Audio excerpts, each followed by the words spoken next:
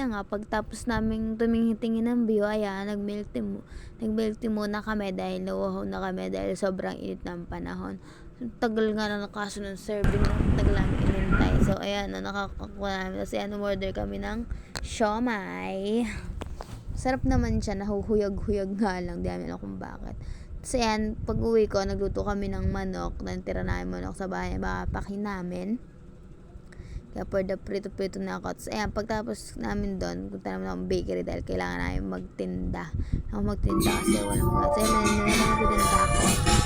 Nakakita kami na nagpaparada. Kasi nakatawa yung pamangkin ko, nagsusumayaw ko.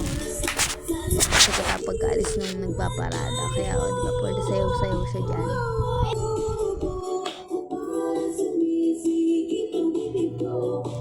Ilang ganyan step. Wakin! Wakin! Kalo. Is. King. King. Ezekiel. Nanan. Nanan. Wawa! Ilang taong ka na? 1. Ilang taong ka na?